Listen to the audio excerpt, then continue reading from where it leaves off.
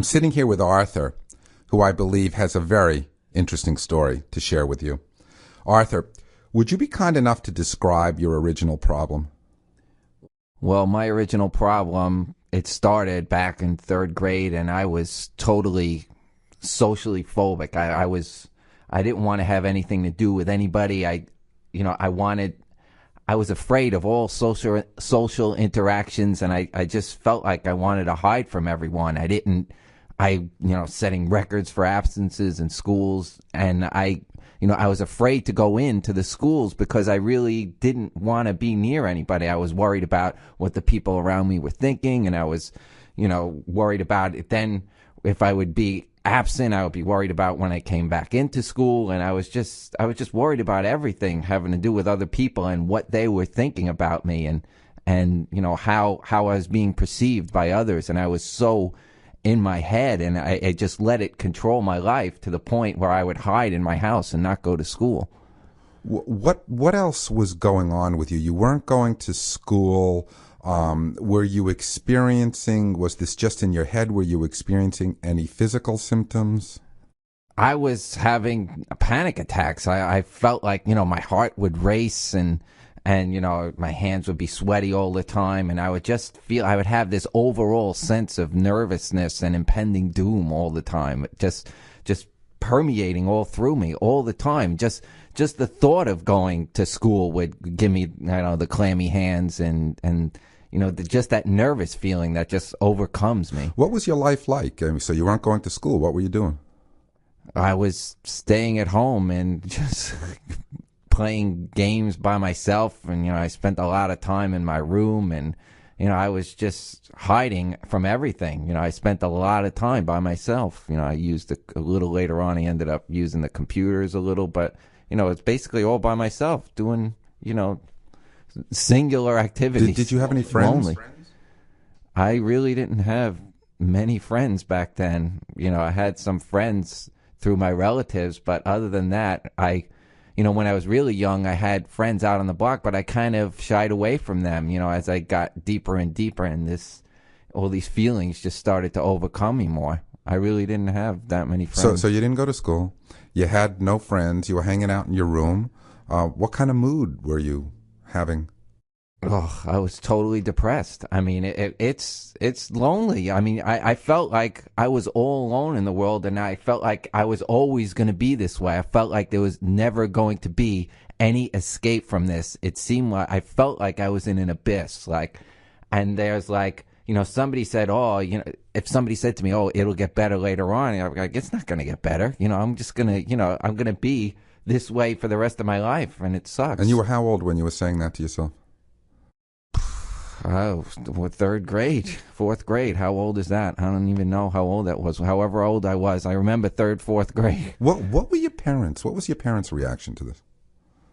My parents didn't know what to do. They were on different pages. My mom wanted to, not force me in. She didn't want to cause me any anxiety, so she would, I guess, enable me or whatever, and just kind of let me go with the problem. My dad wanted to throw me in, but they both of them had no clue what to do.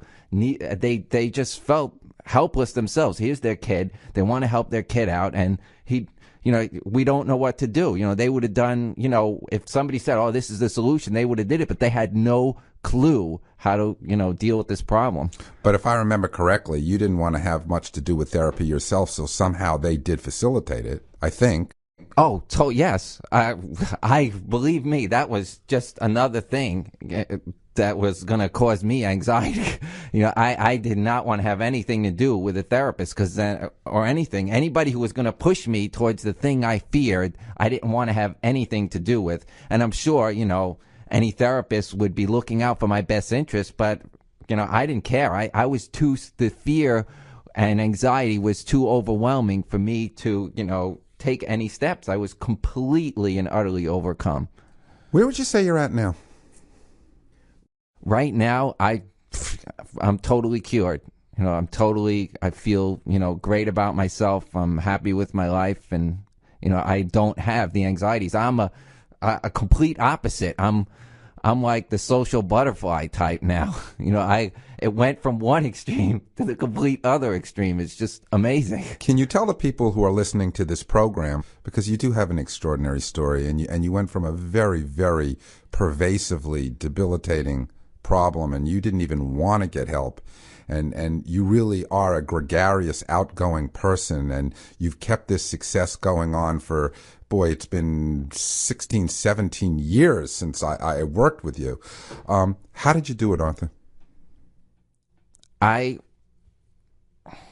got a hold of, my anxieties, and that I was able to get control of them and not, let them control me. I went to some social groups, and, the biggest thing that happened to me was, entering into therapy with you and, being exposed to a lot of different things, and, going on TV and all of these other things helped out so much. I felt so much more confident when I was able to get through all of the anxieties I had. I just felt like such a person again. One of the real important things is here you are, and you are all better, and you resolved the problem without medicine. How'd you do that? Well, first of all, I did take medicine, and it didn't work. They had me on antidepressants for a while, and that didn't do it for me.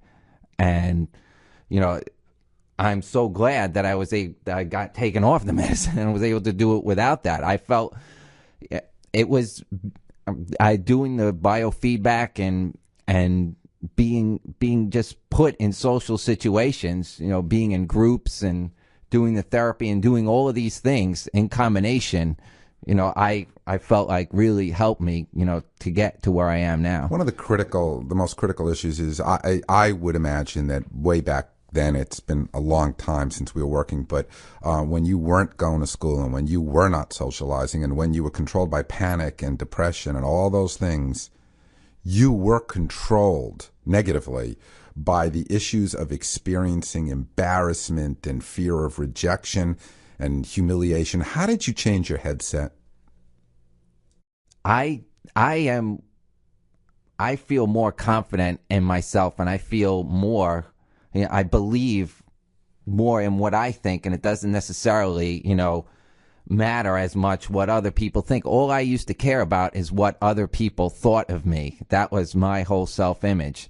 And now I care more about what I think of me than what other people think of me.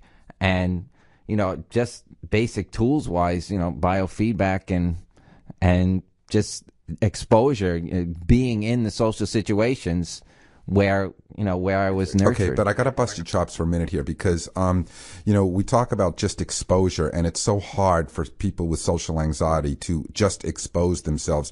You were able to expose yourself, and somehow you shifted your mindset about dealing with the emotion of possible rejection and embarrassment. Any insights for the people who are listening as to how you did that internally? Sometimes I really don't even understand how it happened. I mean, internally, I just go more for me, it's just believing more in what I feel. And 'cause my anxiety was all coming from what other people thought of me. It only mattered what other people thought of me. Having positive experiences and putting myself in the social situations, even though I had anxiety going into the situation, to do it anyway. Sometimes it did not work out perfect all the time. It took me a while to, get cured. It wasn't like, oh, bang, overnight I was cured. It took some work to do it. I'm not going to lie, but, keep going back and going into those situations again, and not letting that bring me down to the point where I wouldn't do it again. It brought me down if things didn't go right, but not letting it stop me, in my tracks, where I wouldn't go back again, where I could get the positive, at least partially a positive experience that I needed, and that feedback to make it easier to go back again. Okay, if you had one piece of advice for people who experience social anxiety, social phobia, or for the parents of the kids who have, what would that one piece be? One piece of advice. Boy. Probably it would be to just keep going at it, and that you have to believe that, there is this place inside of you that is worthy, and you just have to put yourselves in the situation where it can come out and not to get discouraged. And as far as the piece of advice for the parents, don't, if your kid is, doesn't want to get help, I went into it kicking and screaming, just do it anyway, and I remember something you had told me that stuck really, really good. And you said it to my parents, was that they should have a united front, towards me. And they should, because my mom always was just like, oh, let's coddle him. My dad was like, throw him in. But when they started getting more of a united front, things went a lot better too. Well, thank you for sharing. I think that it's a marvelous story. From school phobic to PhD, all but dissertation, you have come a long way. And for the people who are listening to this, I will say that if you have any interest in seeing the whole picture, this Arthur and other people were, as he mentioned, on a number of television shows, the primary one of which was the Sally Raphael Show, which was number 118-9, which took place on December 21, 1988, and if you contact Multimedia Entertainment, you can get that film. So I just wanted to say one more thing. You mentioned the TV show again. That was one of the best experiences of my life, and I had such a great time on that show. And after being on that show, I could say to myself, wow, look where I came from. I know I'm totally cured now. From hiding out to national TV, Arthur, thanks a million for sharing. Thanks.